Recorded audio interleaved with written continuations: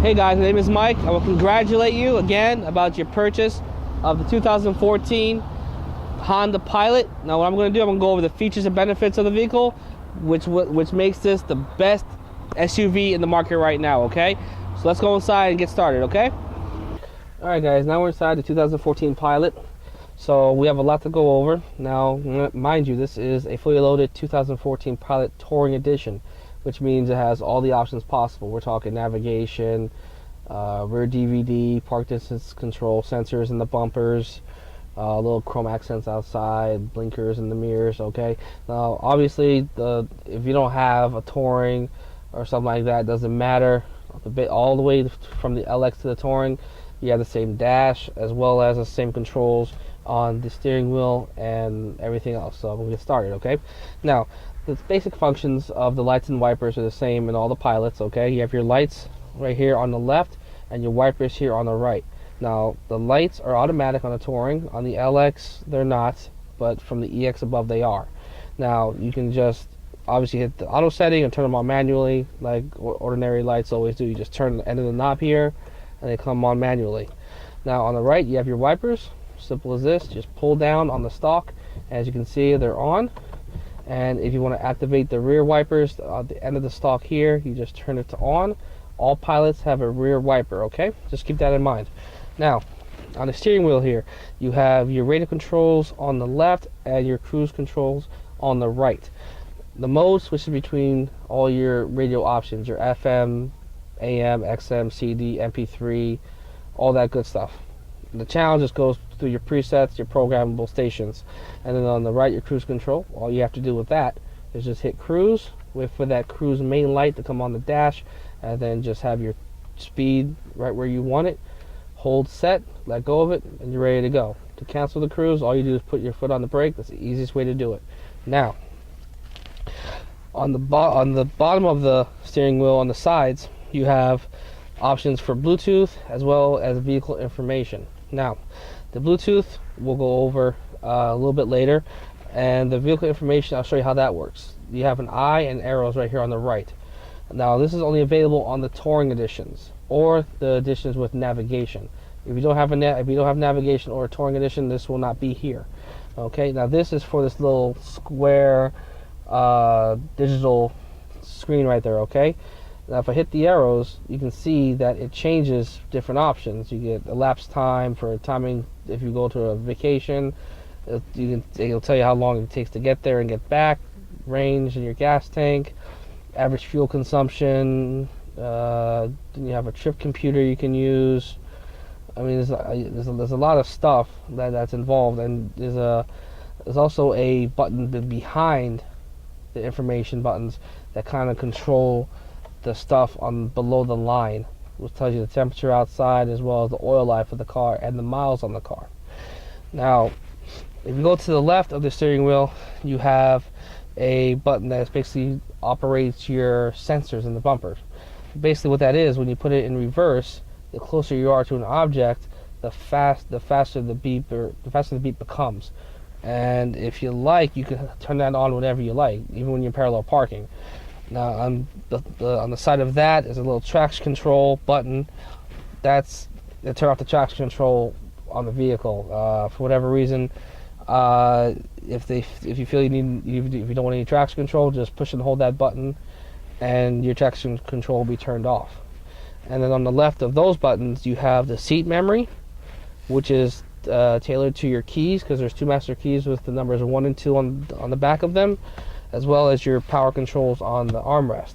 Now, if you want to set your seat controls, make sure you have the right key, 1 or 2, whichever one you are, and all you have to do is make sure your mirrors are right and your seat, everything's okay, and you just push the set button and the number of the key.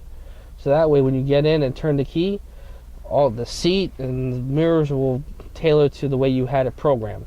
Okay, so remember, to the key, number 1 or 2 has to be to the keys. Now, what we're going to do, we're going to go over all of this right here, your radio controls, climate, as well as navigation. Now, all Pilots have an 8-inch display that's here on the top, okay? And they all have the options here for the radios, AM, FM. All trims do not have the XM, only EXL and above. So if you have an LX or EX, you don't have the XM. Just be mindful of that. And then you have the single CD, which the HDD hard drive. How that works, you have to make sure you have a CD that's not burnt, or MP3, an actual CD you buy at the store. Pop it in, and what's going to happen, it's going to display on the screen here what you want to do as far as if you want to download, if you want to record it to the HDD. Now you have to listen to the song or CD in its entirety to have it downloaded to the car. You can't just plug it in and it downloads.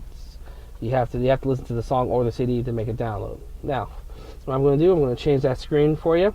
Now the screen buttons are down here with the navigational buttons, which is down here. Now if you hit audio, and this message comes up all the time, just make sure you're in the right environment, and as you can see, you can read that if you like. Make sure you obey all the traffic laws and exercise your good judgment and everything. You just have to hit OK down here and bypass that. It brings you to this. This is the default map screen. Comes on 100% of the time. Now, if you want to hit the audio button here, it changes to audio. Now, excuse me. If you want to change the station, simple as this. There's a little right knob here. It says tune. You just turn it, and it obviously it tunes the station for you. And you can see it up there, or you can see it right here, both places. Now, if you want to program them, you just hold a button, and it programs it for you. You can see exactly what number it is, that the station that you want. It does that for FM, FM2, AM, XM even. It doesn't do it for the CDs, but so you have what was it? You have 2 FMs and 1 AM. So remember that. Okay. Now, as you can see on this model, you have 2 slots, 2 DVD slots. This one is for CD. This one is for a DVD.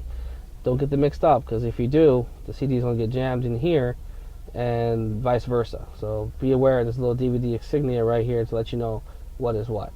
Now, once you put in a DVD in this slot here, it's going to automatically turn on your rear power button, okay, which activates the screen in the back and will allow you to play your movie. Now, if you don't have wireless headsets, the Pilot Touring comes with 2 wireless headsets for you. If you decide not to use the headsets, what's going to happen is that the radio is going to play the movie through the speakers, so everyone in the car is going to hear it. So you have to make sure that your kids or whoever's in the back has those headsets on, so that way you can listen to your radio and they can listen to the movie in the back. Now, if you have kids, if they put a DVD in there that you're not aware of, or you kind of want to spy on them, you hit this rear source button, and it plays what they're listening to for about 10 seconds, so that way you know they're watching something appropriate. Now, beneath the DVD, you have your climate control. In the Pilot, you have tri-climate. All Pilots have tri-climate, which means you have climate in the front, middle, and back. So what you have here, you have the driver, which is here, passenger, which is the other big number, and then the rear, which is 62 degrees. Now, if you want to make them all the same, all the Hondas have this. It's either a sync button right here, or it might be called something different, like they used to have a different name. It escapes me from right now. But they should all say sync. That makes all the temperatures throughout the car exactly the same. And the driver has the power to control what temperature it is. Now, the passengers in the back, they also have a control for the climate. It's actually right behind here on the stock, and they can control what they want to control: temperature, fan speed, whatever they want. Now, you can lock them if they're young kids just playing with it. You can lock them just by hitting this rear lock button right here, and it has a rear lock. So that way they can't control anything back there. You control what they, as far as temperature-wise and fan speed, you control what they experience back there. And then beneath these 2 knobs here, you have your heated seats, as well as your rear temperature controls right in between that. Now, you have the navigation controls, again, right down here. If you want to put in a destination, top right, it says destination route. You just push that, and it jumps you to this screen right here. Now, you can put in your address right away. You can go to your address book, start adding addresses in there. You can go to the Go Home feature and put in your home address, your office address, whatever have you. Now, if you want to put in your address, you use this big enter button right here. You just push on it, and obviously make sure you're in the right state. If you're not in the right state, just go to state right here by using the turn knob in the back, and push on it, and then you have all your states right there available to you. Go hit the cancel button. Cancel button takes you all the way back to the previous screen you were on. So once you have the right state, make sure you do the city first, 100% of the time, okay? Push city, and then you just use the knob here to spell out the city you want to go to within that state. So we're going to spell out Wayne. Now it might jump to try to guess what I'm trying to spell, which it does. So we're going to push on Wayne. That's our destination. Street name. Let's just see what we're going to do here. Let's put a random street. As you can see, it jumps trying to guess where I want to go. Jackson is right. Street number. Let's try a street number. There we go. Now as you can see, once my address is put in there, I still have all these options here. I can view the routes, different routes. I can have a route preference. I can add it to my address book or my destination list. If I'm done with those options, all I do is just go to OK, push on it. Proceed to the highlighted route. Then the route guidance will start. As you can see, it has a nice bright blue line where I need to go, and it has the estimated distance and time on the left. Now, what it does, it tries to find the fastest way to get to your destination. Now, if you want to, if you want to change something, you hit the cancel button right next to the stalk right here, which brings you to this option. It allows you to change your route, your waypoint, destination, or your detours, so that way you can avoid certain hazardous construction in the way. But if you're already there, or if you're a mile away from your destination and you know how to get there, you can always just cancel the route. Just push on that enter there, and it cancels the route for you. Now, obviously, let's go back to destination route. You can also have, if you know the place that you're looking for, you can type that in here, place name, and it finds it for you and automatically takes you there when you hit go to, or it says set as destination. Or what you can do, you're going to place category. In place category, you can see you have different things, banking, lodging, leisure, restaurant, travel stuff, all in there for your convenience. So the navigation really has in-depth things for you to do, and I really don't think you're going to get lost. Navigation is one of the best in the market, if not the best that I've experienced. So you guys should have no problem with that. Now, that's what I'm going to do. I'm going to pair the phone. Show you how to do that, okay? All right, guys. Now we're going to go over the phone, how to pair it with the system. Now, the first thing I wanted to let you guys know, you have to make sure that your phone has the Bluetooth option. Now, I know in some phones it's under settings, or it's under tools, or it's under connectivity, something like that, stating, that wants to connect with something, or it's something you need to turn on, okay? Oh, excuse me. Now, with the Touring Pilot, your phone button is down here next to the navigation stalk. Now, in other pilots, your phone button is most likely going to be up here, around the radio options, okay? Just look for the button that says phone, and all you need to do is push it, okay? No phone is paired to the system. Would you like to add a phone now? Okay, and it talks to you. Now, that only happens with the Navi, okay? If you don't have the Navi, it won't talk to you like that, which is fine. It will just display the message for you. So what you're going to do, you're going to go over and select yes. Make sure Bluetooth is on and set to discoverable on your mobile phone. Okay, let's see. Some phones, as you can see, require it to be set in discoverable mode. Phones like the iPhone, or if you still have the Blackberries out there, there's nothing it doesn't have discoverable mode. Some Blackberries have it, some Blackberries don't.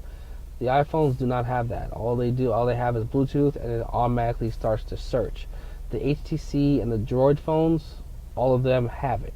Okay, so just be aware to make it search discoverable. If you don't make it discoverable, it's not going to pair with the car. Okay, push OK. As you can see, it's searching. Now I'm going to go on my phone and go to settings. Mind you, I have an iPhone, so I go to settings, and I have my Bluetooth right there by itself. I'm going to turn it on, and it's going to start searching for the car. Now, sometimes it finds it right away, sometimes it doesn't. As you can see, there is I don't know what that is, director prop ops. Now what happens is, if you're trying to pair your phone, most likely your salesperson will pair your phone at the dealership, but for whatever reason, if they don't pair it at the dealership and you try to pair it at home or in a shopping mall, if there's other Bluetooths in the area, it's going to pick up on those Bluetooths, which you can see, which happens here. So someone close to this car is trying to pair with the car, but that's not us. So we're going to go to phone not found, right with the white arrow down here on the navigation, and we're going to push this in the direction that the white arrow is showing us to do. So we're going to push down on that. Use your phone to search for Bluetooth devices and select hands-free link. Enter the pass key 0000 when requested by your phone. So now it's shooting out a stronger signal, and I see it on my phone, so I push on it. If you see it on your phone, all you do is push on the hands-free link and it starts connecting. And then 9 times out of 10 it's going to pop up a little phone pad. You just type in the 4 zeros or whatever number they tell you to push in, and you hit pair. It should take a couple of seconds to pair. The pairing was successful. As you can see, it says that. You can hit OK, and now our phone is connected. It says connected phone is the iPhone. If you have an HTC or a Droid or a BlackBerry, it would say BlackBerry, or it would say Samsung, whatever that is, and it will say right there. And we're going to use this we're going to use this knob in the back here to see our phone book, and as you can see, the phone book is paired with the car, and it is in alphabetical order. Now with the Pilot, as you can see, it automatically pairs with the car, your phone book. If you, for whatever reason, don't want your phone book paired with the vehicle, all I can say is that that's an option that's not available. It's going to be paired regardless of what phone you have or what situation you're in. So just be wary of that. It's going to pair your phone book with the car. So we're going to hit cancel to go back. Okay, go back to the map screen there. And what else am I going to show you? Let me turn my phone off here. Now, with the Pilot Touring, you have a lot of options as far as audio and entertainment options. Now, in the box here, I'm going to show you what's in there in a few seconds, so bear with me, please. Alright guys, now you can see this is the armrest for the passenger and driver. As you can see, there's a lot of different options here for audio as well as other options. Now, starting here from the left, you have a power outlet for a cell phone, anything that's compatible with this you can charge. And you also have one up here, another cell phone. So if you have multiple cell phones, you can plug one in here and one in the armrest one. Now, you have this right here, excuse me, which is a 115 volt plug. And you turn it, and then you plug what you need to plug inside there. Now, obviously it works off the battery, so you have to make sure the engine is on, so that way it won't drain your battery, and if you try to start it, obviously it's not going to start. So please make sure, be very, very careful with this, okay? You can plug in something to charge your laptop, something of that small kind of capacity. Don't try to plug in, I don't know, something that's huge, expecting to charge it or something. It's not going to work for you, all right? Now over here, you have your two audio options. You have your auxiliary for your iPod MP3, as well as your USB connection here, which is also for your iPod MP3. What I would recommend, I would go with the USB, which is this, all day long, because it charges your device as well as gives you the free option to use the radio controls to control your playlists, as well as whatever options you have in that audio selection in the MP3 that you have. Now that's what I would recommend. You can do the auxiliary if that's best for you, but if you use the auxiliary, it will not charge it, and you would have to manually choose your playlist from your MP3, your iTouch, iPod, whatever you have. So, I mean, USB, what I would use 100% of the time, all the time. Alright, guys, that's the 14 Pilot. Thanks for watching the video. If you have any questions, come to the dealership, ask for Mike. I'm here every day except Friday, and I'll be more than happy to go over anything you don't understand.